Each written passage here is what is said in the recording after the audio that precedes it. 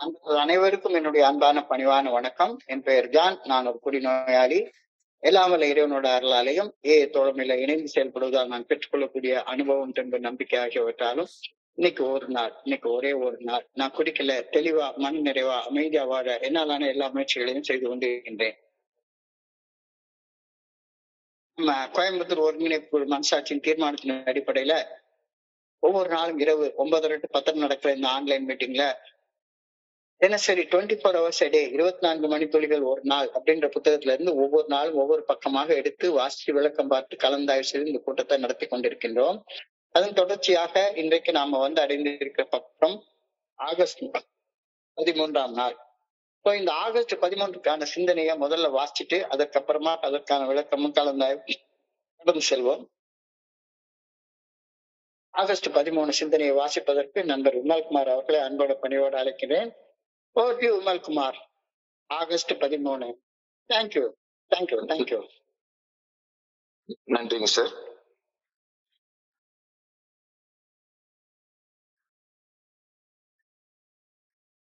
இருபத்தி 24 மணித்துளிகள் ஒரு நாள், ஆகஸ்ட் 13. தோழமையின் இன்றைய சிந்தனை. இன்று நம் முன்னே இரு தேர்வுகள் மட்டுமே உள்ளன. ஒன்று, நமது சூழ்நிலைகளை சகித்துக் கொள்ள முடியாமல் ஒரு செயல் அடிமையாக தவறான செயல்கள் செய்ய முடிவு எடுப்பது. மற்றொன்று, நமக்கு வழங்கப்படும் ஆன்மீக உதவிகளை ஏற்றுக்கொள்வது.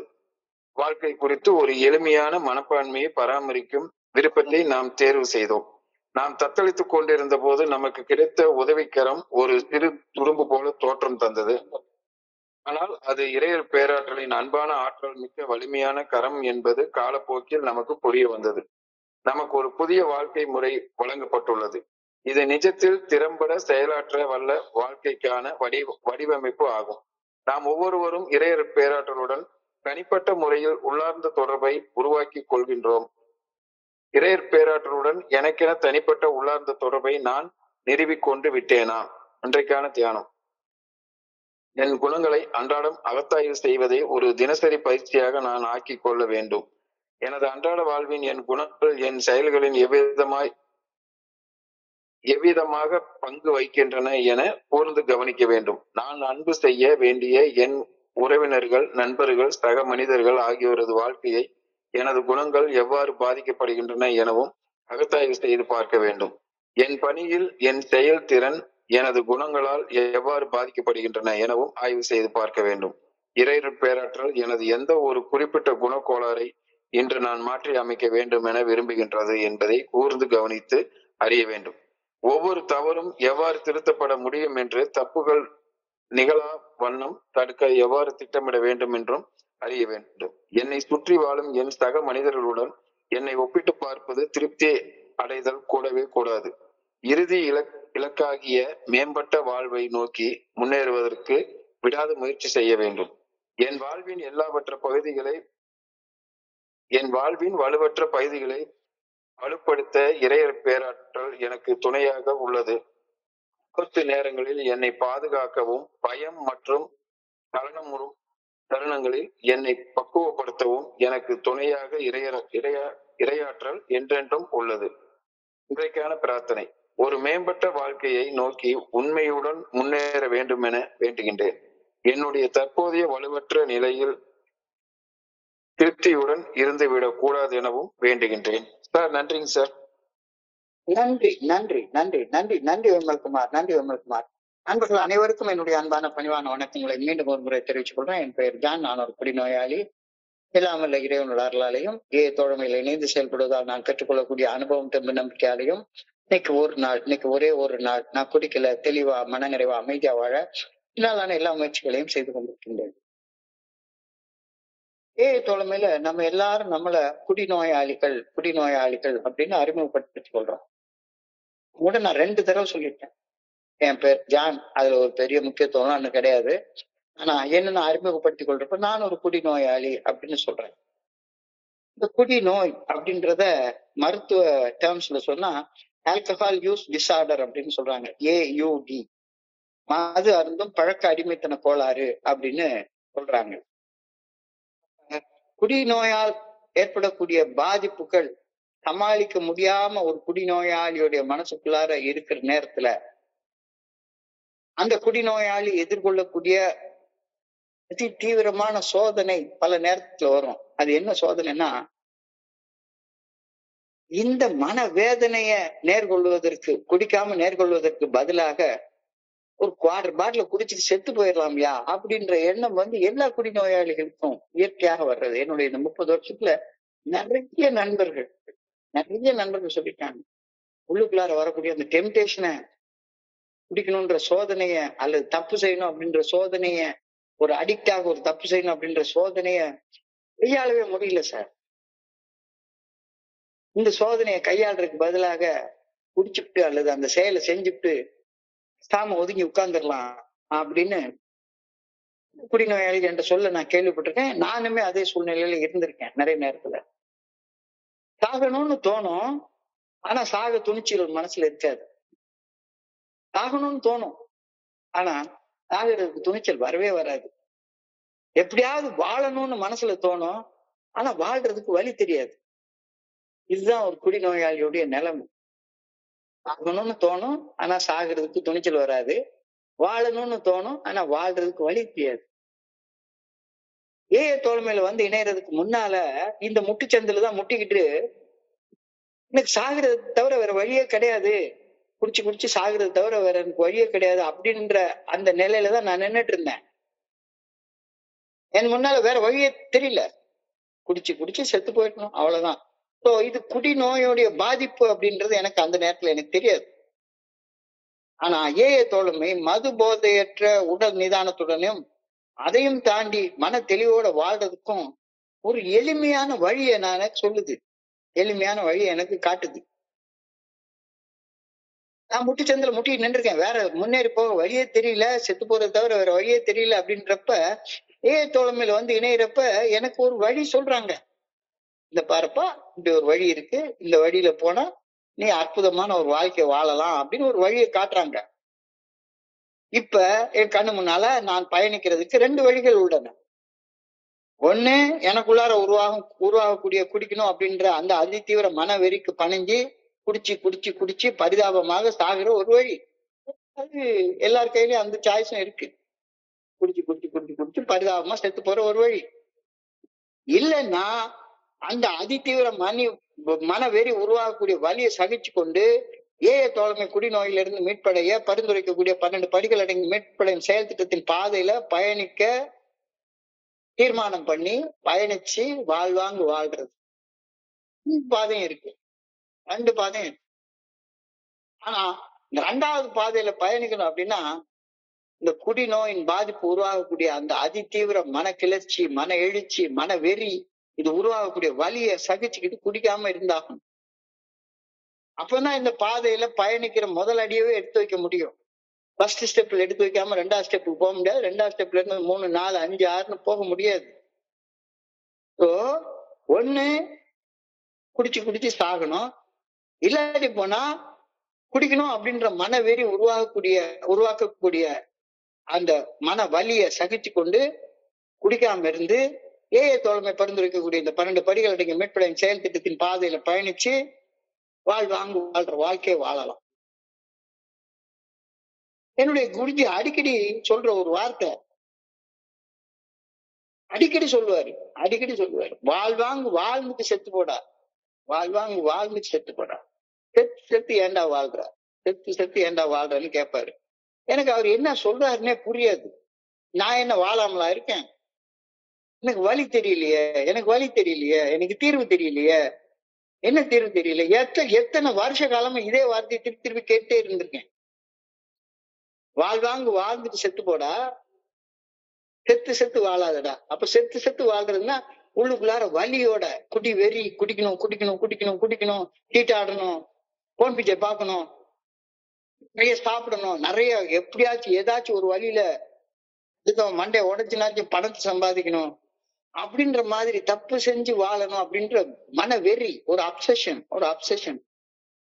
இந்த அப்சஷனோட வாழ்ந்து டெய்லி செத்து வாழ்றது. இல்லாட்டி போனா அந்த அப்சஷன் உருவாக்குற வலிய பொறுத்து கொண்டு குடிக்காம தப்பு செய்யாம இருந்தா அந்த வலி கொஞ்ச நாள்ல மறைஞ்சு போயிடும். அப்ப மறைஞ்சு போறப்ப வாழ்வாங்கு வாழக்கூடிய பாதையில பயணிக்க ஆரம்பிப்போம். அந்த பாதையை தான் ஏ தோழமே நமக்கு ஒரு தீர்வு இருக்கு அப்படின்ற வழியை காட்டுது.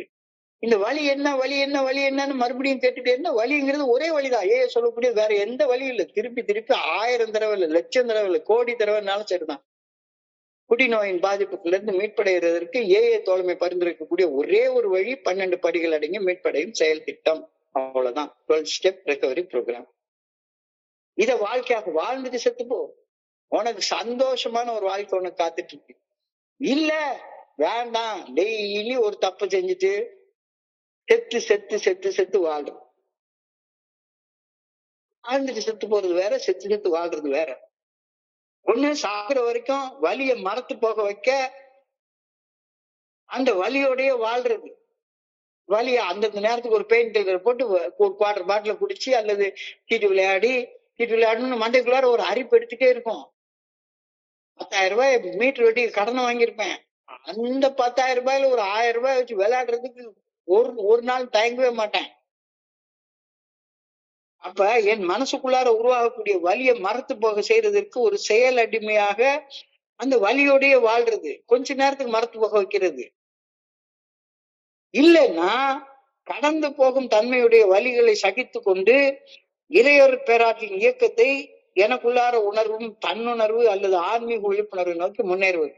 இந்த 2 வழியில ஒரு வழியில தான் பயணிக்க முடியும். 2 வழியிலையும் பயணிக்க முடியாது ஒரே நேரத்தில். இது இன்றைய சிந்தனையில அழகா கொடுக்கப்பட்டிருக்கிறது. I have but 2 alternatives. One was to go on the bitter end, blotting out the conscience of our intolerable situation, and the other way was to pick up the spiritual tools laid at our feet. 2 தவிர வேற வழி கிடையாது. 2 தவிர. ஒண்ணு, உன் மனசுக்குள்ளார பயங்கரமா வலிக்குது. என்னடா இது என்னடா இது இது என்ன வாழ்க்கை என்ன வாழ்க்கை அப்படின்னு வலிக்குது. தப்பு செஞ்சிருவோம். அடிக்டோடைய மென்டாலிட்டி. ஒரு அடிக்டா தப்பு செய்யறதுக்காக என்னுடைய மனசு பழக்கப்பட்டு போயிருக்குது. அந்த தப்பை செஞ்சுட்டு வழியை மறத்து போகுது. டெம்பரரியா தற்காலிகமாக மறத்து போக வைக்கிறது. இந்த வழியில பயணிக்கலாம். பிளாட்டிங் அவுட் ஆஃப் கான்சியஸ், அதாவது மனசாட்சி தப்புன்னு சொல்ற செயலை கண்மூடித்தனமா செய்யறது. அந்த செயலை செஞ்சா மனசுக்குள்ளார உருவாகக்கூடிய வலி கொஞ்ச நேரத்துக்கு தெரியாது அப்படிங்கிற ஒரு நம்பிக்கையோட செய்யறது. சிச்சுவேஷன் இன்டாலரபிளா இருக்கு, சகிச்சு கொள்ள முடியாததா இருக்குது. மனசுக்குள்ளார ஒரு அதிதீவிர மன கிளர்ச்சி, ஒரு அதிதீவிர மன எழுச்சி, அதிதீவிர மன வெறி உணர்வுகள் தடுமாறுது, கொந்தளிக்குது. இந்த வழியை சகிச்சு கொள்றதுக்கு எனக்கு ஒண்ணுமே தெரிய மாட்டேங்குது. ஒண்ணு அந்த செயலை போய் செஞ்சுட்டு இருக்கலாம், இல்லைன்னா அந்த வழியை சகிச்சு கொண்டு என் காலடியில தோழமை வைத்திருக்கிற அந்த ஆன்மீக உபகரணங்களை எடுத்துக்கொண்டு ஒரு ஆன்மீக வாழ்க்கையை வாழலாம். இந்த 2ல ஒண்ணுதான் செய்ய முடியும். இப்போ மேற்சொன்ன வார்த்தைகள்ல மது அருந்தும் பழக்க அடிமைத்தன கோளாறுடைய கடுமையான விரக்தி விவரிக்கப்பட்டிருக்கிறது. சின்ன குடிநோயாளிகள் 30 வருஷம் குடிக்காம இருந்தவனுக்கு அதே விரக்தி இருக்கும். 30 வருஷம் மீட்டிங்ல பேசி பேசி பழக்கப்பட்டு போயிட்டான்னா சரிதான். பேசுறதுக்கு வாய்ப்பு கிடைக்கலன்னா உடனே விரக்திக்கு போயிடுவான். எனக்கு பேசுறதுக்கு, என் குரலை பேசுறதுக்கு ஒரு வாய்ப்பு கிடைக்கலன்னா உடனே விரக்திக்கு போயிடுவான். ஒரு குடிநோயாளியுடைய விரக்தி, அந்த விரக்தி பிளாட்டிங் அவுட் ஆஃப் கான்சியஸ்னஸ், அந்த வார்த்தையில அழகாக அந்த குடிநோயாளி விரக்தி வர்ணிச்சு சொல்லப்பட்டிருக்கிறது.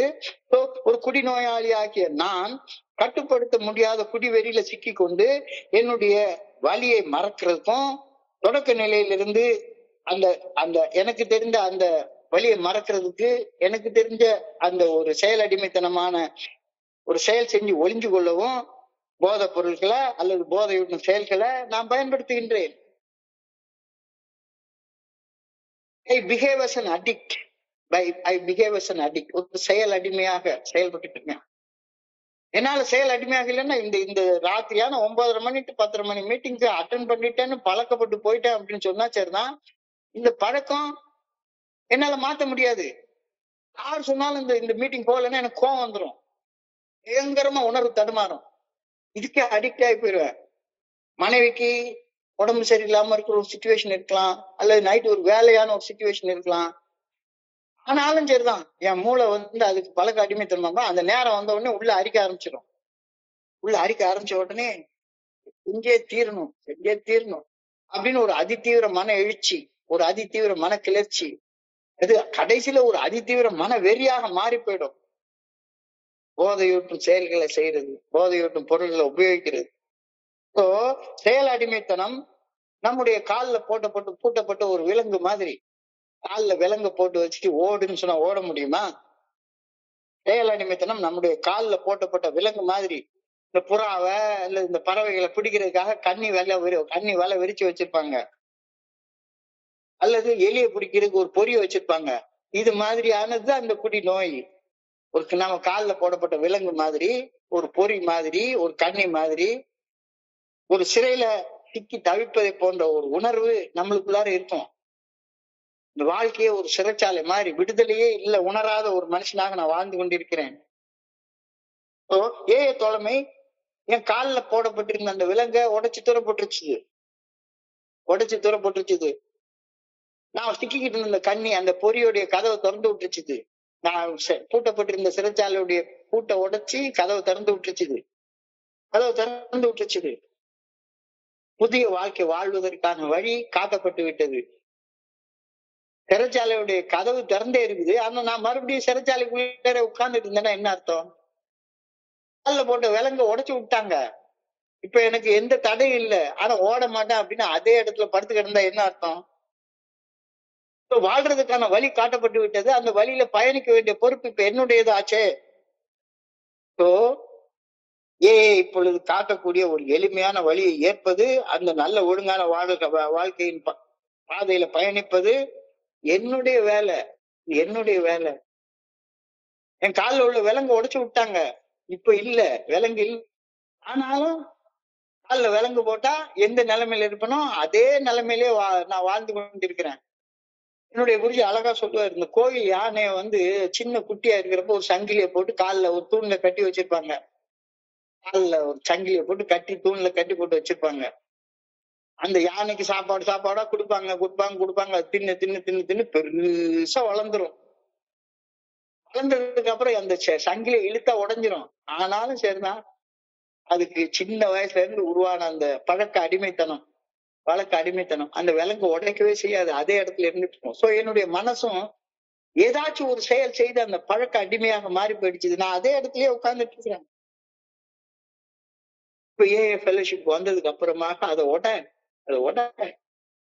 இந்த பழக்க அடிமைத்தனத்தை, செயல் அடிமைத்தனத்தை உடைச்சிட்டு சுதந்திரமாக வாழ பழகு. I became willing to maintain a certain simple attitude towards life. I became willing to maintain a certain simple attitude towards life. ஒரு எளிமையான மனப்பான்மையை கடைபிடிப்பு.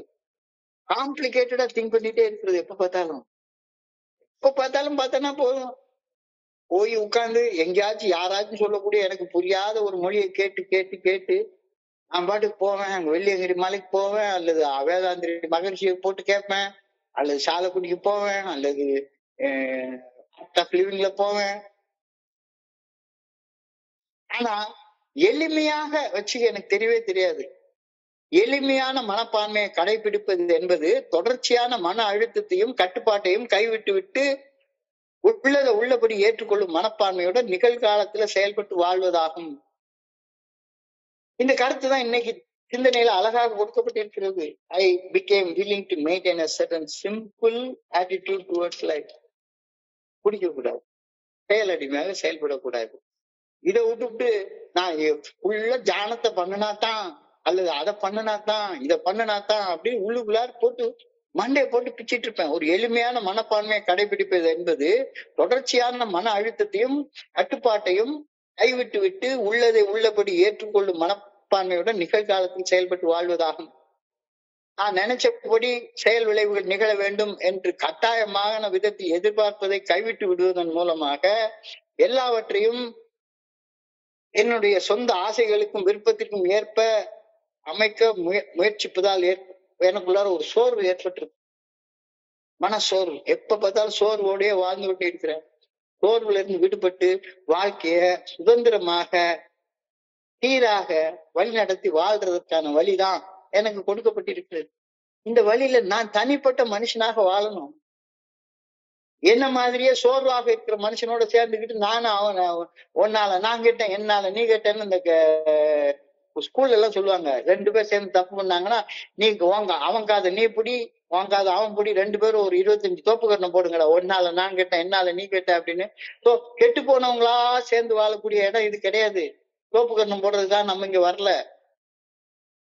மன சோர்வுல இருந்து விடுபட்டு வாழ்க்கையை சுதந்திரமாக சீராக வாழ்வதற்கான வழி நமக்கு கொடுக்கப்பட்டிருக்கிறது. அந்த வழியில பயணிக்கிறதுக்காக இங்க நம்ம வந்திருக்கிறோம். Release your Reigns. கட்டுப்பாட்டை தளர்த்து. காலில் விலங்கு இல்லையே, இனிமே என்னத்துக்கு கட்டுப்பாடு? இனிமே என்னத்துக்கு கட்டுப்பாடு? நிகழ்காலத்தை இருப்பதற்கு முன்னுரிமை கொடுங்கள். பிரையாரிட்டைஸ் பிரசன்ஸ். நிகழ்காலம், நிகழ்ந்து கொண்டிருக்கிற காலம், அது கையில இருக்கிற வைரக்கல்லு, அதுக்கு முன்னுரிமை கொடு. Embrace the journey. உனக்குன்னு வாழ்வதற்காக ஒரு பாதை வகுக்கப்பட்டிருக்கிறது. பாதை வகுத்த பின்பு பயந்து நிலாவும் அதில் பயணம் நடத்திவிடு. எந்த பாவமும் கிடையாது. உனக்காக ஒரு பாதையை போட்டு கொடுத்துட்டாங்க. இதுதான் பாதை. அல்ல உன் வழி மனம் போன போக்குல போறதுன்ற வழியில இருந்துதானே முட்டுச்சந்தில போய் முட்டிக்கிட்டு நின்ன. அது வேண்டான்னு இப்போ ஒரு பாதையில போட்டாச்சு. சோ பயணத்தை ஏற்றுக்கொண்டு அந்த பாதையில பயணிக்க ஆரம்பி. சோ ஏஏ தோழமையின் கூட்டத்திற்கு முதலாக நான் வந்தப்ப சத்தியமா அங்க சொல்றேன், நான் இங்க எனக்கு ஒரு வாழ்றதுக்கான வழி கிடைக்கும், அது கிடைக்கும், இது கிடைக்கும், அதெல்லாம் எனக்கு சத்தியமா தெரியவே தெரியாது. சத்தியமா தெரியாது. 9/6/1996 அன்னைக்கு நான் ஏஏ தோழமையின் கூட்டத்துக்கு முதலாக வந்து உக்காந்த போது வேடிக்கை பார்க்க தான் வந்தேன். சத்தியமா வேடிக்கை பார்க்கறதான் வந்தேன். இங்க என்னதான் நடக்குது. நான் எல்லா இடத்துக்கும் வேடிக்கை பார்க்க தான் போவேன். எல்லா இடத்துக்கும் வேடிக்கை பார்க்க தான் போவேன். கொஞ்ச நாள் அங்க செயல்படுற மாதிரி நடிப்பேன். வெள்ளியங்கிரி மலைக்கு போவேன் வேடிக்கை பார்க்கறதுக்கு. ஆலியார் அமைதி திருக்கோயிலுக்கு போவோம். ஆலியார் டேம்ல போய் ரூமை போட்டுவிட்டு அங்க போய் ஏதாச்சும் தப்பான வேலையை செய்யறது. வேடிக்கை பார்க்கறதுக்கு தான் நான் போவே செய்யறது. ஏஏ ஃபெல்லோஷிப்புக்கு சத்தியமா வேடிக்கை பார்க்கறதுக்கு தான் நான் வந்தேன். குடிநோய் என்னும் ஆழமான சமுத்திரத்துல நான் ஆழ்ந்து செத்து கொண்டிருக்கிறேன் அப்படின்னு எனக்கு தெரியுது. தெரிஞ்சாலும் கூட ஏஏ தோழமை இந்த அகால மரணத்திலிருந்து என்னை காப்பாற்றும் அப்படின்னு நான் முழுமையாக நம்பல. ஏன்னா எல்லா இடத்தையும் போல இங்கேயும் வேடிக்கை பார்க்கறதுக்கு நான் வந்திருக்கேன். செத்துக்கிட்டு இருக்கேன். சரி, அங்க போய் பார்ப்போம், இங்க போய் பார்ப்போம், கயிறு கட்டி பார்ப்போம், மோட்டை போட்டு பார்ப்போம், பாத யாத்திரை நடந்து பார்ப்போம், அது பார்ப்போம், இது பார்ப்போம். எல்லாமே ட்ரையல். என்னதான் நடக்குதுன்னு பார்ப்போம். முழுமையான நம்பிக்கையோட வர்றதில்லை. ஆனாலும் என்னுடைய ஆதரவாளர் அளித்த ஆலோசனை அதை நான் முதல்ல கடைபிடிச்சேன். 90 நாள் 90 மீட்டிங்கு வாப்பா அப்படின்ற ஆலோசனையை நான் இறுக்கமா பற்றி கொண்டேன். அந்த சமயத்துல நான் மரணத்திலிருந்து எப்படியாவது தப்பி பிழைக்க எதையாவது ஒன்று பற்றி கொள்ளணும் அப்படின்னு நினைச்சுதானே நான் ஏஐக்கு வந்தேன். அங்க போனேன், இங்க போனேன், எத்தனையோ இடங்களுக்கு போனேன். எனக்கு ஏற்படக்கூடிய அகால மரணத்துல இருந்து நான் தப்பிச்சுக்கணும் அப்படின்னு. அப்போ எல்லா இடமும் எனக்கு ஒரு சின்ன சின்ன துரும்பாதான் தோணுச்சுது. தோழமை முதல் நாள்ல எனக்கு ஒரு சின்ன துரும்பு மாதிரி தோணுச்சு. நான் சமுத்திரத்துல மூழ்கிட்டு இருக்கேன். எனக்கு ஒரு சின்ன துரும்பு கிடைச்சிருக்குது. இந்த துரும்பு பிடிச்சிக்கிட்டு நம்ம தப்பிச்சிடலாமா அப்படின்னு நினைச்சுதான் நான் இந்த துரும்பு பிடிக்கிறேன். ஆனா காலத்தின் ஓட்டத்துல நான் பற்றி இருப்பது ஒரு சிறு துரும்பு அல்ல. அது என்னை காப்பாற்ற வந்த இறையர் பேராற்றின் அன்பான உறுதியான கரம் அப்படின்றது தெரிய வந்தது. முதல் நாள்லாம் தெரியவே இல்லை. போக போக what seemed at first a flimsy reed has proved to be the loving and powerful hand of God. ஆரம்பத்துல வந்த அன்னைக்கு வேடிக்கை பார்க்க தானே வந்தேன். என்னை காப்பாத்துறதுக்கு ஏதாவது வழி கிடைக்காதா அப்படின்னு வேடிக்கை பார்க்க தான் வந்தேன். அப்ப எனக்கு ஏஏ ஃபெல்லோஷிப் 90 நாளைக்கு 90 மீட்டிங் வா அப்படின்ற ஒரு கருத்து சொன்னாங்க. உறுதியாக பற்றி கொண்டப்ப எனக்கு அப்ப 12 படிகள் அடங்கிய மீட்படையின் செயல் திட்டம் எனக்கு அறிமுகப்படுத்தி வைக்கப்பட்டது. அந்த செயல் திட்டத்தை நான் பற்றி கொள்ற நேரத்துல நான் அது சின்ன துரும்புன்னு நினைச்சேன். ஆனா அது சின்ன துரும்பு இல்ல, அது இறைவனுடைய வலுவான வாய்ந்த அன்பான கரம் அப்படின்றது காலத்தின் ஓட்டத்துல எனக்கு தெரிய வந்தது. இது போல ஊக்கம் அளிக்கக்கூடிய கருத்து ஏதாவது உலகத்துல இருக்காங்க? இந்த கருத்து தனி மனிதனாகிய என்னுடைய வாழ்க்கையை மறுசீரமைத்து குடிநோயின் பாதிப்புகளில் இருந்து மீட்படையவும் கடினமான காலங்களை கடந்து செல்லவும் உதவும் ஒரு ஆன்மீக தீர்வையும் தோழமை பரிந்துரைக்கக்கூடிய 12 படிகள் அடங்கிய மீட்படையும் செயல் திட்டத்தை நடைமுறையில செயல்படுத்துவதால என்னுடைய வாழ்க்கையில ஏற்பட்ட மாற்றங்களையும் ஒரு சின்ன வார்த்தையில விவரிச்சு சொல்லிட்டாங்க. இது குறும்பாக தோற்றமளித்த அந்த தோழமை பரிந்துரைக்கக்கூடிய 12 படிகள் அடங்கிய செயல் திட்டம் என்ன? உண்மையிலேயே அது இறைவனுடைய அன்பான, வலுவான, உறுதியான கரம். அந்த கரத்தை நான் பற்றிடுங்க அப்படின்றது காலத்தின் ஓட்டத்துலதான் தெரிஞ்சது. A new life has been given to me. It is a design for living that really works. எனக்கு ஒரு புதிய வாழ்க்கை கொடுக்கப்பட்டிருக்கிறது, புதிய வாழ்க்கை வாழ்வதற்கான ஒரு வழி கொடுக்கப்பட்டிருக்கிறது. நான் அதெல்லாம் விட்டுட்டு மறுபடியும் குடிக்கிற காலத்துல என்ன மாதிரியான ஒரு செயல் அடிமையாக இருந்தோமோ அதே மாதிரி ஒரு அடிக்டாவே மீட்டிங் வந்துட்டே இருக்கிறேன்.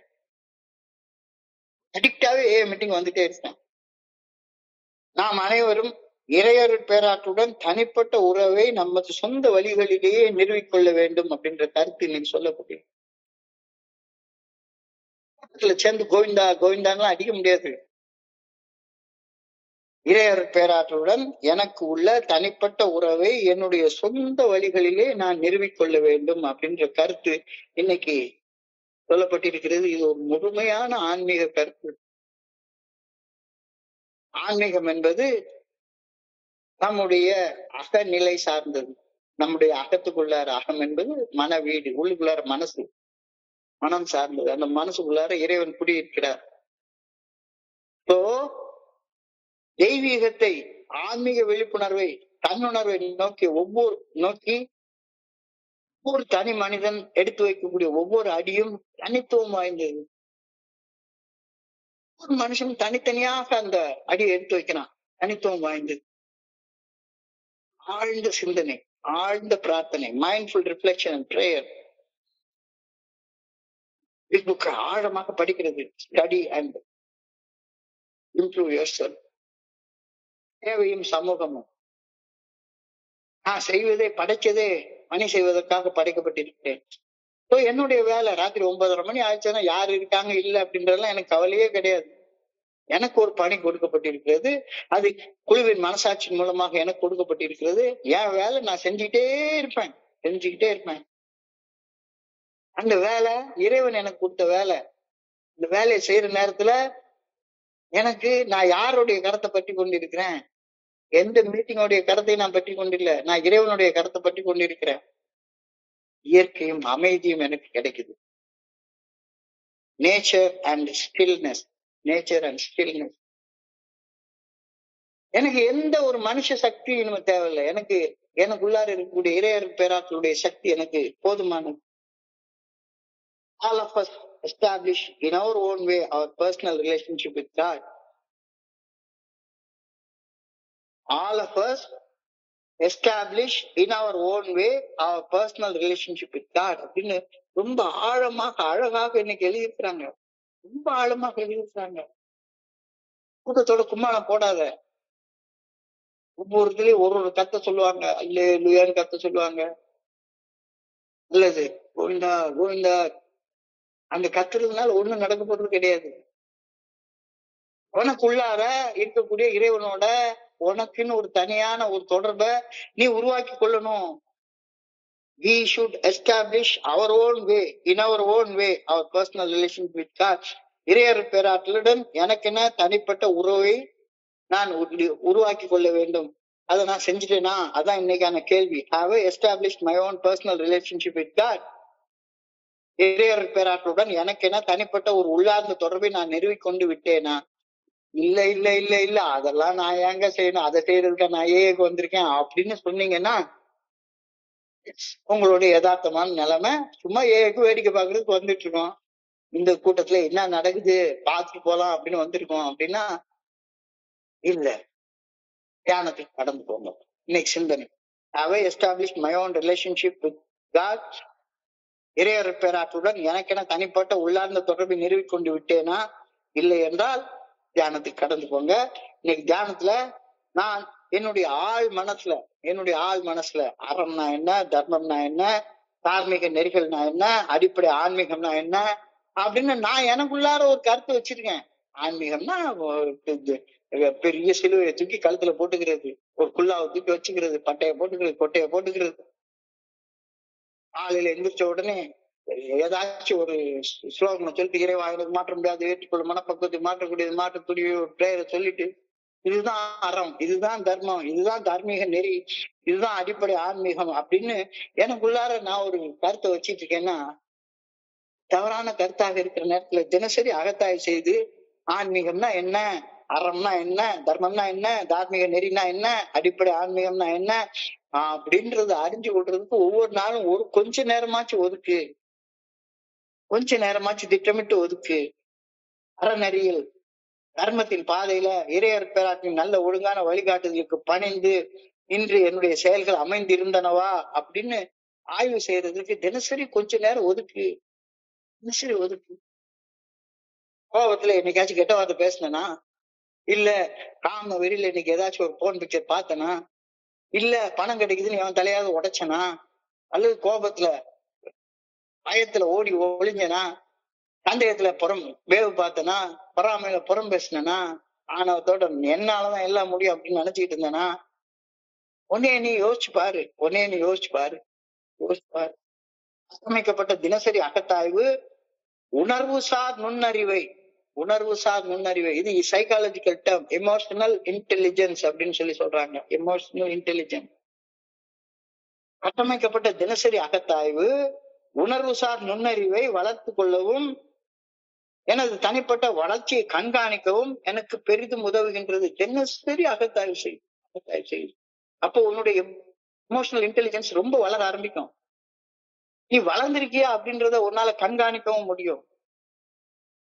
செக் இன்வென்டரி அப்படின்னு ஒரு வார்த்தை சொல்றாங்க. அந்த நேரத்துல கோபத்துல கெட்ட வார்த்தை பேசுறேன், வாய் வரைக்கும் தொண்டை வரைக்கும் வார்த்தை வந்துருச்சுது. அப்ப உணர்வு சார் நுண்ணறிவு உனக்கு இருந்தது. ஆனா ஒரு மனுஷனுடைய உள்ள உறவை நான் பெர்மனண்டால முறிச்சுக்க போறேன், அது வேண்டாம், தப்பு.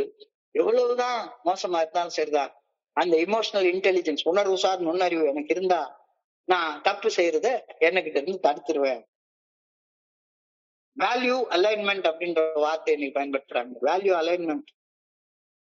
எனக்கு அறம், தர்மம், தார்மீக நெறிகள், அடிப்படை ஆன்மீகம் இது குறிச்ச உண்மையான புரிதல் இருந்தால் வாழ்க்கையுடைய மதிப்பு எனக்கு நல்லாவே தெரியும். வாழ்க்கையுடைய மதிப்பு யாருக்கும் கிடைக்காது. அரிது அரிது மானிடராய் பிறத்தல் அரிது அப்படின்ற அந்த வார்த்தையுடைய உண்மையான அர்த்தம் எனக்கு புரியும். குருடு இல்ல, செவிடு இல்ல, பேச முடியுது, சிந்திக்க முடியுது, வேலை செய்ய முடியுது, சம்பாதிக்க முடியுது. சோ மதிப்பு சீரமைப்பு, வாழ்க்கையுடைய வேல்யூவே தெரியாம வாழ்ந்துட்டு இருக்கிற சும்மா உட்காந்து குடிச்சுட்டு எங்கேயா உட்காந்து மீட்டிங்க சுத்திக்கிட்டு கோழிக்கறியை சாப்பிட்டுட்டு வாட்டர் ஃபால்ல குளிச்சுக்கிட்டு ஊரை சுத்திக்கிட்டு வாழ்க்கையுடைய மதிப்பு என்னன்றத தெரிஞ்சுக்கிறதுக்கு நேரமே ஒதுக்குறது கிடையாது. வேல்யூ அலைன்மெண்ட், மைக்ரோ அட்ஜஸ்ட்மெண்ட்ஸ் சொல்றாங்க.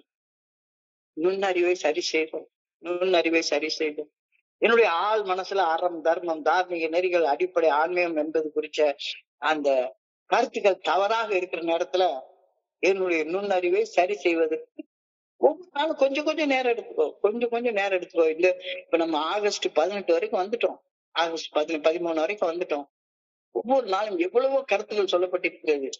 என்னுடைய நுண்ணறிவை, உணர்வு சார் நுண்ணறிவை, எமோஷனல் இன்டெலிஜென்ஸ நான் வளர்த்திருக்கிறேனா, இல்ல இன்னமும் அதே மாதிரி பழைய நிலைமையில தான் நான் எடுத்துட்டு இருக்கிறேன். காலில் உள்ள விலங்க உடைச்சாச்சுது, ஆனா இன்னமும் செயல் அடிமையாத்தான் நான் வாழ்ந்து கொண்டிருக்கிறேனா, கொஞ்சம் யோசிச்சு பாருங்க, கொஞ்சம் யோசிச்சு பாருங்க. Make it a daily practice to review your character. Make it a daily practice to review your character. யோசிச்சு பாரு, என்னுடைய தினசரி வாழ்க்கையில என்னுடைய குணநலன்கள் எவ்வாறு உள்ளன, கொஞ்சம் யோசிச்சு பாரு. என்னுடைய சக மனிதர்களோட பழகும் போது என்னுடைய குணநலன்கள் எவ்வாறு இருக்கின்றன. மறுபடியும் உட்கார்ந்து ஒருத்தர் இருக்கிறப்ப இன்னொருத்தனை பத்தி புறம் பேசிட்டு உட்கார்ந்து இருக்கிறேன்னா, சந்தேகத்துல வேவு பார்த்துட்டு இருக்கிறேன்னா, இன்னைக்கு மீட்டிங்ல யாரு வந்தா, என்ன வந்தா, எப்படி நடந்தது அப்படின்னு வேவு பார்த்துட்டு உட்கார்ந்து இருக்கிறேன்னா, என்னுடைய நெருங்கிய உறவினர்கள்ட்ட பழகும் போது என்னுடைய குணநலன்கள் எவ்வாறு இருக்கின்றன, என்னுடைய ஆத்மார்த்தமான நண்பர்கள்ட்ட பழகும் போது என்னுடைய குணநலங்கள் எவ்வாறு இருக்கு, அவன் என்கிட்ட ஆத்மார்த்தமா பழகுறான். ஆனா நான் அவனை பத்தியே இன்னொருத்தன் குறை பேசிட்டு உட்கார்ந்துருக்கேன். நான் செயலாற்றும் போது பொறுப்போட, ஏற்கும் தன்மையோட, அக்செப்டன்ஸோட நான் செயலாற்றுகின்றேனா? யோசிச்சு பாருங்க, யோசிச்சு பாருங்க. என்ன சரி ஆய்வு செய்து பாருங்க. இதுக்காகத்தானே வாழ்க்கை ஆண்டவன் கொடுத்திருக்கிறான். ஆய்வு செய்யாத வாழ்க்கை வீணாக்கப்பட்ட வாழ்க்கையா மாறிடும். Take your character in relation to your daily life. Take your character in relation to your daily life. அன்றாட வாழ்க்கையில என்னுடைய குணநலங்கள் எவ்வாறு இருக்கின்றன அப்படின்னு தினசரி படுக்க போறதுக்கு முன்னால ஒரு தடவை யோசிச்சு பாருங்க. With your dear and near once, உறவினர்கள், மனைவி கூட உன்னுடைய ரிலேஷன்ஷிப் எப்படி இருக்கு, பிள்ளைகளோட ரிலேஷன்ஷிப் எப்படி இருக்கு, ஆத்மார்த்தமான நண்பர்களோட எப்படி இருக்கு, ஸ்பான்சரோட உன்னுடைய ரிலேஷன்ஷிப் எப்படி இருக்கு, your acquaintances and in your work spot எப்படி எல்லாம் உன்னுடைய கேரக்டர் வேலை செய்யுது அப்படின்னு கொஞ்ச நேரம் யோசிச்சு பாரு. யோசிச்சு பாரு. மைண்ட்ஃபுல்லா வாழ கத்துக்கோ, மைண்ட்லெஸ்ஸா வாழ கத்துக்காத. நிகழ்வரி நிலையில வாழ கத்துக்கோ, நிகழ்வரியா நிலையில வாழ கத்துக்காத. நான் எங்கு மாற வேண்டும் என்று இறையருட் பேராற்றல் விரும்புகின்றது என்பதை ஒவ்வொரு நாளும் ஆய்வு செய்ய நான் முயற்சிக்க வேண்டும். எந்த இடத்துல நான் மாற்றத்தை கொண்டு வரணும், அமெண்ட்மெண்ட்ஸ் எங்க நான் கொண்டு வரணும். அமெண்ட்மெண்ட்ஸ் என்பது செயல் திருத்தம், பரிகாரம் இல்ல. பரிகாரம் என்பது காம்பன்சேஷன், அதுக்கு அடுத்த நிலை. செயல் திருத்தம் கொண்டு வந்ததுக்கு அப்புறமாக செய்ய வேண்டிய நிலை பரிகாரம். நான் எங்கு மாறணும் அப்படின்னு இறையருட் பேராற்றல் விரும்புகின்றது என்பதை ஒவ்வொரு நாளும் ஆய்வு செய்து அறிந்து கொள்ள முயற்சிக்க வேண்டும். இந்த அகத்தாய்வை என்னுடைய மனதளவிலும் ஆன்மீக ரீதியாகவும் நான் மேம்பட்டு வாழ்றதுக்காக செய்யணும். நான் அதே மாதிரி இப்போ குடிச்சுட்டு கஷ்டப்பட்டு தோழமையில வந்து இணைஞ்ச அன்னைக்கு எப்படி இருந்தனோ அதே நிலையில இன்னமும் நான் இருந்துட்டு இருந்தேன்னா என்ன அர்த்தம்? இன்னமும் எனக்குன்னு ஒரு புனிதமான இடத்த உருவாக்கி வச்சிருக்கேன் நான் வீட்டுல. அந்த புனிதமான இடத்துல, புனிதமான மௌனத்துல சொல்லற சும்மா உட்கார்ந்து இருந்து கடவுள்கிட்ட என்னுடைய எல்லா வகையான உள்ளத்துல இருக்கக்கூடிய அழுக்குகளையும் பிரார்த்தனை என்ற செயலின் மூலமாக இறக்கி வைக்கிறேனா? என்ன சரி ஸ்பாட் செக் இன்வென்ட்ரி பண்றேனா? அகத்தாய்வு செய்யறேனா? எனக்குள்ளார அன்பு இருக்குதா? பொண்டாட்டிக்கு மேல கூட அன்பு இல்லைன்னா எப்படி நான் இருக்க முடியும்? ஆனா நான் தோழ மேல எல்லாருக்கும் 12th ஸ்டெப் ஒர்க் செய்யறேன் அப்படின்னு அன்போட வைப்பேன். ஆனா பொண்டாட்டியை போய் கெட்ட வார்த்தையில திட்டிட்டு உட்கார்ந்துருப்பேன். அன்பு மட்டும் கருணை எனக்கு இருக்குதா? எல்லாத்தையும் பாசிட்டிவா திங்க் பண்றேனா இல்ல புறம் பேசிட்டு உட்கார்ந்து இருக்கிறேனா? எங்கு நான் மாற வேண்டும் அப்படின்னு இறையருட் பேராற்றல் விரும்புகின்றது என்பதை ஒவ்வொரு நாளும் அகத்தாய்வில் அறிந்து கொள்ள முயற்சிக்க வேண்டும். இந்த அகத்தாய்வு நான் மனதளவிலும் ஆன்மீக ரீதியாகவும் மேம்பட்டு வாழ்வதற்கு எனக்கு மிகவும் உதவி செய்யும். Each day try to see where God wants you to change. Each day try to see where God wants you to change. இறைவனுடைய நல்ல ஒழுங்கான வழிகாட்டுதல் எந்த இடத்துல மீறப்படுகின்றது அப்படின்னு ஒவ்வொரு நாளும் நுணுக்கமாக அறிந்து கொள்ள முயற்சி செய்ய. Plan how best each fault can be eradicated. Plan how best each fault can be eradicated. கடந்த காலத்துல எத்தனையோ கேவலமான தப்புகள் செஞ்சிருக்கோம். அந்த தப்புகளுடைய குற்ற உணர்ச்சி உள்ளுக்குள்ளார இருக்குது. ஏகப்பட்ட குற்ற உணர்ச்சி தலை மேல பெரிய வெயிட்டாட்ட இருக்குது. So plan how best each fault can be eradicated. ஒவ்வொரு தவறும் உருவாக்குகிற அந்த குற்ற உணர்ச்சி அது உங்ககிட்ட இருந்து நீக்கப்படுவதற்கான பாதை தானே 4, 5, 6, 7 4 சைடு. குற்ற உணர்ச்சி போயிடுச்சுது அப்படின்னா அந்த குற்றத்தை திரும்பவும் செஞ்சுக்கிட்டே இருந்தா என்ன அர்த்தம்? செய்த குற்றங்கள் செய்யாம இருக்கிற செயல் திருத்தங்களை கொண்டு வருவதற்காக பரிந்துரைக்கப்பட்ட படிகள் தான் படிகள் 8, 9. யாருக்கெல்லாம் தீமை செய்தோம் என்ற பட்டியல் தயாரித்து அவற்றுக்கு பரிகாரங்கள் செய்ய தயாரானோம், செயல் திருத்தங்கள் செய்ய தயாரானோம். நம்மால பாதிக்கப்பட்ட மனிதர்களுடைய பட்டியல பார்த்தா மனிதர்களை போன்ற அனைத்து மனிதர்களிடம் எங்கெங்க முடியுமோ அங்கங்கெல்லாம் நேரடியாக செயல் திருத்தங்கள் கொண்டு வந்தோம். So each mistake can be corrected. குற்ற உணர்ச்சி எராடிகேட் பண்ணிட்டு அந்த குற்ற உணர்ச்சி உருவாக்குன அந்த தவறுகள் செய்வதை கரெக்ட் பண்ணிக்கோ. Try towards a better life. And that should be your ultimate goal. நேற்றை விட இன்னைக்கு மேம்பட்டு வாழணும். நான் அழகா அன்னைக்கு ரொம்ப சொன்னாரு, நம்ம சிவசுப்பிரமணியம் சொன்னாரு, நேத்து என்பது போன ஜென்மம், முடிஞ்சு போச்சு, செத்து போச்சு. நேத்து என்பது போன ஜென்மம், இன்னைக்கு என்பது நிகழ்ந்து கொண்டிருக்கிற ஜென்மம், நாளைக்கு என்பது இன்னும் வராத ஜென்மம், அடுத்த ஜென்மம். ஸோ போன ஜென்மத்துல வாழ்ந்ததோட ஒரு பெட்டர் மேம்பட்ட மனுஷனாக இந்த ஜென்மத்துல வாழணும்னு நினைக்கிறியா நினைக்கலையா? போன ஜென்மத்துடைய அனுபவம் கையில இருக்குல்ல, அந்த அனுபவத்தை வச்சு இந்த ஜென்மத்துல பெட்டரா வாழு. இந்த ஜென்மத்துல பெட்டரா வாழ்றது மட்டும் பத்தாது, அடுத்த ஜென்மத்துல இதை விட பெட்டரா வாழ்றதுக்கு என்ன இன்னைக்கு செய்ய முடியும்னு நினைச்சு செய்யி. Drive towards a better life as your ultimate goal. God is your helper through weakness to power, through danger to insecurity to security, and worry to peace and security. இறுதி இலக்காகிய தன்னுணர்வை நோக்கி, ஆன்மீக விழிப்புணர்வை நோக்கி முன்னேற விடாது முயற்சி செய்து கொண்டே இரு. அதாவது நேற்றை விட இன்னைக்கு பெட்டரா வாழணும், இன்னைக்கு விட நாளைக்கு பெட்டரா வாழணும். இதுக்கு முயற்சி செய்ய, கை விட்டுறாத. என்னுடைய வாழ்வின் வலுவற்ற பகுதிகளை வலுப்படுத்த இறையர் பேராக எனக்கு எப்பவுமே துணையாக இருக்குது. என்னை பாதுகாக்க, என்னுடைய பயம் மற்றும் என்னுடைய டெம்டேஷன் சலனங்களை என்னை பக்குவப்படுத்த எனக்கு துணையாக கடவுள் எனக்குள்ளார இருந்துட்டே இருக்கிறாரு. அதுதான வழி. அந்த வழியில பயணிக்கிறத விட்டுட்டு மீட்டிங்கா வந்து உட்கார்ந்து கேட்டுக்கிட்டோ பேசிக்கிட்டோ உட்கார்ந்து இருந்தா என்ன பிரயோஜனம் இருக்கு? I pray that I may make real progress towards a better life. ஒரு மேம்பட்ட வாழ்க்கையை நோக்கி உண்மையுடன் முன்னேற வேண்டும் என நான் பணியோடு வேண்டிக் கொள்கின்றேன். I pray that I may never be satisfied with my present life. குடிக்கல போதுமையா, இதுக்கு மேல வந்து மேம்படுறதுக்கு ஒண்ணுமே இல்லை அப்படின்னு மட்டும் ஒரு நாள் இருந்துடாத. என்னுடைய தற்போதைய வலுவற்ற நிலையில் நான் திருப்தியுடன் இருந்துவிடக் கூடவே கூடாது என ஆண்டவமை பணியோடு வேண்டிக் கொள்கின்றேன் எழுதியிருக்கிறார். ரொம்ப அழகான ஆழமான சிந்தனை. இந்த சிந்தனைய ஒரு 2 நிமிஷத்துல தொகுத்து பார்க்கலாம். குடிநோய், அந்த குடிநோய்க்கு பேரு மது அருந்தும் பழக்க அடிமைத்தன கோளாறு, ஆல்கஹால் யூஸ் டிசார்டர். இந்த குடிநோயால ஏற்படக்கூடிய பாதிப்பு என்னன்னு கேட்டா, நம்மள கடைசி நிலையில கொண்டாந்து முட்டுச்சந்தில கொண்டாந்து நிறுத்திடும். உள்ளுக்குள்ளார ஒரு பயங்கரமான வெறி பிடிச்ச மனசு.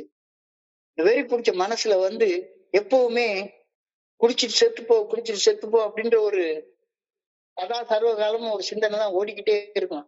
என்ன செஞ்சாலும் சரிதான், குடிக்கிறதுல இருந்தோ அல்ல செயல் அடிமையாக ஏதோ தப்பு செய்யறதுல இருந்தோ விலைக்கு இருக்க தோணவே தோணாது.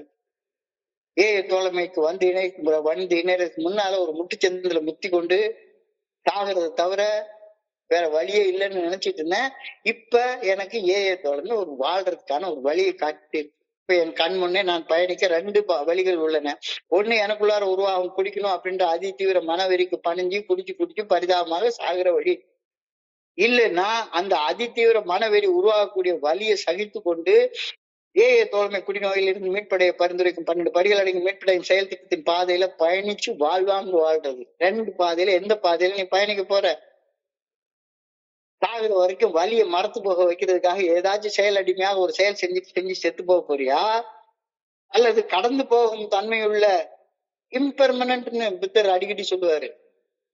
அனிச்சையா கடந்து போகும் தன்மையுடைய வழிகளை சகித்து கொண்டு இறையர் பேராற்றின் இயக்கத்தை எனக்குள்ளார உணரும் தன்னுணர்வு அல்ல ஆன்மீக விழிப்புணர்வு நோக்கி முன்னேற போறியா? இந்த வழிமுறைகளை பின்பற்றியதன் பலனாக ஒரு ஆன்மீக விழிப்புணர்வை பெற்றோம். So I have got 2 alternatives. One is to go on to the bitter end, blotting out of consciousness of our intolerable situation.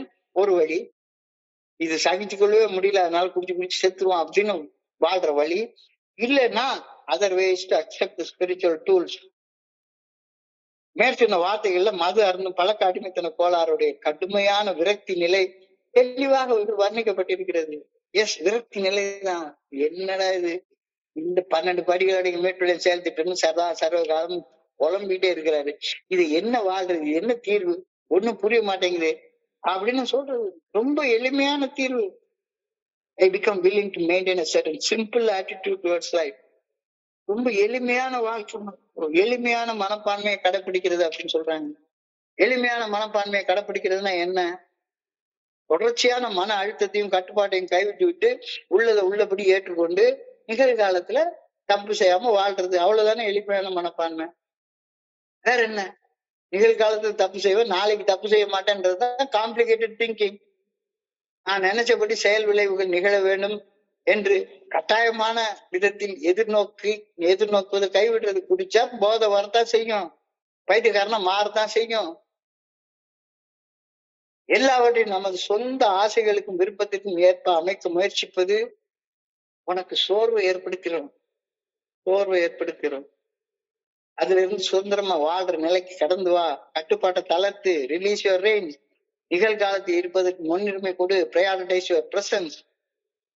பாதையை ஏற்றுக்கொள். 12 படிகள் அடைக்கும் மீட்படையும் செயல் திட்டத்தை ஏற்றுக்கொள். எம்ப்ரேஸ் தி ஜேர்னி. ஆனா உண்மையிலே ஏஏ தோழமையின் கூட்டத்துக்கு முதல்ல வர்றப்ப உண்மையிலே வேடிக்கை பார்க்கறதுக்கு தாங்க சத்தியமா வந்தேன். நிறைய நண்பர்கள் சொல்லுவாங்க, உங்க கூட்டத்துக்கு வந்தாங்க, என்னமோ ஒரு மாதிரி போதையா இருந்துச்சு, என்னமோ பேசுனீங்க கேட்டேன். வேடிக்கை பார்க்கறதுக்கு தான் முதல்ல நான் வந்தேன். குடிநோய்ன்ற சமுத்திரத்துல அமிழ்ந்து செத்துக்கிட்டு இருக்கேன்றது தெரியுது. ஆனா ஒவ்வொரு இடமா போய் அங்க என்ன சொல்றாங்களோ அதை வாழ்க்கையா வாழ்றதுக்கு பதிலாக வேடிக்கை பார்க்கறதுக்கே போயிட்டே இருந்தா என்ன வேலைக்கு ஆகுமா? அது வேடிக்கை பார்த்தா வேலைக்கு ஆகாது. ஆனா இந்த இடத்துக்கு வர்றப்பதான் வேடிக்கை பார்க்க வந்தேன்னா, எனக்கு ஒரு 90 நாள் 90 மீட்டிங் வாங்க அப்படின்னு ஒரு சின்ன ஆலோசனை கொடுத்தாங்க. அந்த ஆலோசனையை இறுக்கமா பற்றி கொண்டேன். 90 நாள் 90 மீட்டிங் தொடர்ந்து வந்தேன். காலத்தின் ஓட்டத்துல நான் பற்றி இருந்து ஒரு சிறு துரும்பு அல்ல, அது என்னை காப்பாற்ற வந்த இறையர் பேராற்றலின் அன்பான உறுதியான கரம் என்பது புரிய வந்தது. What seem to be a first flimsy reed. ரீடுனா ஒரு சின்ன துரும்பு போல உள்ள ஒண்ணு, சின்ன வேர் மாதிரி ஒண்ணு, ஒரு நாணலை புடிச்சுக்கிட்ட மாதிரி ஒரு ஒரு தோற்றம் தான் ஆரம்பத்துல கிடைச்சது. ஆனா காலத்தின் ஓட்டத்துல பார்த்தா இது என்னடா இது, இவ்வளவு பெரிய விஷயத்த சொல்லக்கூடிய ஒரு விஷயமாக இருக்கிறது. நான் பிடிச்சிருக்கிறது இறைவனுடைய அன்பான உறுதியான வலுவான கரம் என்பது புரிய வந்தது. எவ்வளவு ஊக்கமளிக்கக்கூடிய ஒரு கருத்து பாருங்களேன். இந்த கருத்து என்னுடைய தனி மனிதனாக என்னுடைய வாழ்க்கையை மறுசீரமைக்கவும், குடிநோயின் பாதிப்புகளிலிருந்து மீட்படையவும், கடினமான காலங்களை கடந்து செல்லவும் உதவக்கூடிய ஒரு ஆன்மீக தீர்வை இந்த 12 படிகள் அடங்கிய மீட்படையும் செயல் திட்டம் எனக்கு கொடுக்குது. A new better life has been given to us. It is a design for living that really works. உண்மையாக வேலை செய்யக்கூடிய ஒரு செயல் திட்டம். அப்ப நாம் எல்லாருமே உட்கார்ந்து இங்க இந்த 12 படிகள் அடங்கிய மீட்படையும் செயல் திட்டம் என்ற பாதையில பயணிச்சு நமக்குன்னு இறையர் பேராற்றலும் ஒரு தனியான உறவை எஸ்டாப்ளிஷ் பண்ணிக்கணும், நிறுவிக்கொள்ளணும். All of us establish in our own way our personal relationship with God. இறையர் பேராற்றுடன் தனிப்பட்ட உள்ளார்ந்த தொடர்பை நிறுவிக்கொண்டு விட்டேன். I have established my own personal relationship with the good orderly direction of God. இல்லை என்றால் தியானத்துக்கு கடந்து போ. தியானத்துல இன்னைக்கு ஒரு அழகான கருத்து வச்சிருக்காங்க. எனக்குன்னு அறம்னா என்ன, தர்மம்னா என்ன, தர்ம நெறினா என்ன, தார்மீக நெறினா என்ன, ஆன்மீகம்னா என்ன அப்படின்னு எனக்குள்ளார நானே ஒரு கருத்தை உருவாக்கி வச்சிருக்கிறேன். இந்த கருத்து சரியானதா அப்படின்னு தினசரி நீயே உனக்குள்ளார அகத்தாய்வு செய்து கொள்வதற்கு திட்டமிட்டு கொஞ்சம் நேரத்தை ஒதுக்கு. அறநெறியில தர்மத்தின் பாதையில இறையர் பேராற்றின் நல்ல ஒழுங்கான வழிகாட்டுதலுக்கு பணிந்து இன்று என்னுடைய செயல்கள் அமைந்ததா அப்படின்னு கொஞ்ச நேரம் டெய்லி ஒரு 2 நிமிஷம் திங்க் பண்ண முயற்சி பண்ணி பாரு. Spot check inventory. இந்த ஸ்பாட் செக் இன்வென்ட்ரி பண்றப்ப உன்னுடைய வாழ்க்கையின் மதிப்புகள் சீரமைக்கப்படும். வேல்யூ அலைன்மெண்ட்ஸ் அப்படின்ற வார்த்தையை இன்னைக்கு பயன்படுத்துறாங்க. Value alignments. நீ உள்ள உட்கார்ந்து யோசிச்சு பார்த்தனா, அகத்தாய்வு செய்து பார்த்தனா செத்தான் எது தர்மம், எது அறம், எது தார்மீக நெறி, இதெல்லாம் தெளிவா தெரியும். சும்மா வேஷம் போட்டுட்டு அலையிறது வேலைக்கு ஆகாது அப்படின்றது புரியும். Make it a daily practice to review your character. என்னுடைய தினசரி வாழ்க்கையில என்னுடைய குணநலன்கள் எவ்வாறு இருக்கின்றன, என்னுடைய சக மனிதர்களோட பழகும் போது என்னுடைய குணநலன்கள் எவ்வாறு இருக்கின்றன, என்னுடைய நெருங்கிய உறவினர்களோடு பழகும் போது என்னுடைய கேரக்டர் எப்படி இருக்கு, என்னுடைய ஆழ்ந்த நண்பர்கள அப்பப்போ ஒரு பச்சைவந்தி மாதிரி ஒரு வேஷம் போட்டுட்டே வாழ்ந்துட்டு இருக்கேன்னா, இங்க சொல்றது அங்க சொல்றது, அங்க சொல்றது இங்க சொல்றது. நான் செயலாற்றுகையில் பொறுப்போட செயலாற்றுனா, take your character in relation to your daily life, your dear ones, your close friends, soulmates, your acquaintances and your work. அப்ப இத நீ பாக்குற நேரத்துல எங்க நீ மாறணும் அப்படின்னு உனக்கே புரிய வரும். இறையர் பேராற்றல் நான் எந்த இடத்துல மாறணும் அப்படின்ட்டு விரும்புது அப்படின்றத இந்த அகத்தாய்வுல தெளிவாக தெரிய வரும். Each day, try to see where God wants you to change. Plan how best each fault can be eradicated. உன்னுடைய தவறுகள் செய்ததால ஏற்பட்ட குற்ற உணர்வு உன் மனசுல இருந்து நீங்கிறதுக்கு என்னென்ன செய்ய முடியும் அப்படின்னு யோசிச்சு பாரு. ஸ்டெப்ஸ் 4, 5, 6, 7 இதை எடுத்து செய்யு. குற்ற உணர்வு நீங்கினதுக்கு அப்புறமாக செயல் திருத்தங்கள் கொண்டு வா, அமெண்ட்மெண்ட்ஸ் கொண்டு வா. செயல் திட்டங்கள் கொண்டு வருவதற்கு 6 மற்றும் 7வது படிநிலைகள். காயப்படுத்துற மாதிரி ஒரு செயல் கூட செய்யாத. காயப்படுத்துற மாதிரி செயல் கூட செய்யாத. மறுபடியும் சொல்றேன், நேற்று என்பது போன ஜென்மம், இன்னைக்கு என்பது வாழ்ற நிகழ்கிற ஜென்மம், நாளைக்கு என்பது அடுத்த ஜென்மம். இப்ப நேற்றைய ஜென்மத்துடைய அனுபவத்தை வச்சு நேற்றைய விட பெட்டரான லைஃப் இன்னைக்கு வாழணும்னு முயற்சி பண்ணு. அடுத்த ஜென்மம் நாளைக்கு நான் பிறந்தா இன்னைய விட பெட்டரான லைஃப் நாளைக்கு வாழணும். Drive towards a better life as your ultimate goal. நீ அப்படிப்பட்ட மேம்பட்ட வாழ்க்கை வாழ்றதுக்கு தான் இறைவன் உனக்கு நல்ல ஒழுங்கான வழிகாட்டுதலை காட்டுகிறார். உன்னுடைய வாழ்க்கை மதிப்புகளை உனக்கு உணர்த்துகிறார். வாழ்றதுக்கான சக்தியை கொடுக்கிறார். உனக்கு பாதுகாப்பை கொடுக்கிறார். கவலையை நீக்கிறார். எல்லாம் செய்யறார். இறுதி இலக்காகிய தன்னுணர்வை நோக்கி முன்னேற விடாது முயற்சி செய்ய வேண்டும். என்னுடைய வாழ்க்கையின் வலுவற்ற பகுதிகளை வலுப்படுத்த இறையர் பேராட்டு எனக்கு துணையாக உள்ளது. ஆபத்து நேரங்களில் என்னை பாதுகாக்கவும், பயம் மற்றும் சலனம் வரும் தருணங்களில் என்னை பக்குவப்படுத்தவும் இறைவனுடைய ஆற்றல் எனக்குள்ளார இருந்துட்டே இருக்குது. So I pray that I may make real progress towards a better life. ஒரு மேம்பட்ட வாழ்க்கையை நோக்கி உண்மையாக முன்னேற வேண்டும் என ஆண்டவா பணியோடு வேண்டிக் கொள்கின்றேன். I pray that I may never be satisfied with my present life. அவ்வளவுதான். better is the enemy of the best அப்படின்னு பில்ட் அப்படி அடிக்கடி எழுதுவாரு. போதும், ஏன் குடிக்காம இருந்தா போதும், அதுக்கு மேல ஒண்ணும் செய்ய வேண்டாம், தயவு செய்து அது மாதிரி இருந்துராத. I pray that I may never be satisfied with my present life. இன்னும் முன்ன மேல போகணும், மேல போகணும், மேல போகணும். என்னுடைய தற்போதைய வலுவற்ற நிலையில் நான் திருப்தி அடைந்து முன்னேறாம தேக்கமடைந்து நின்றக்கூடாது அப்படின்னு ஆண்டவா பணியோட வேண்டிக் கொள்கின்றேன் அப்படின்ற கருத்தை இன்னைக்கு பிரார்த்தனையில அழகா சொல்லியிருக்காங்க. இன்றைய பகுதியை படிக்கிறப்ப என் மனதை கடன் சென்ற சிந்தனைகளை உங்களோட பகிர்ந்து கொள்ள நல்ல வாய்ப்பு உருவாக்கி கொடுத்த குழுவிற்கு என்னுடைய மிக பணிவான நன்றிகளை தெரிவித்துக் கொள்றேன். பொறுமையாக கேட்ட ஒவ்வொரு நண்பருக்கும் என்னுடைய பணிவான நன்றிகள். இந்த இரவு பொழுது நண்பர்களுக்கு இனிமையான இரவாக அமையணும் இறைவனை பணியோட வேண்டிக் கொள்கின்றேன். நன்றி, நன்றி, நன்றி, நன்றி, நன்றி, நன்றி. வாழ்க வளமுடன்.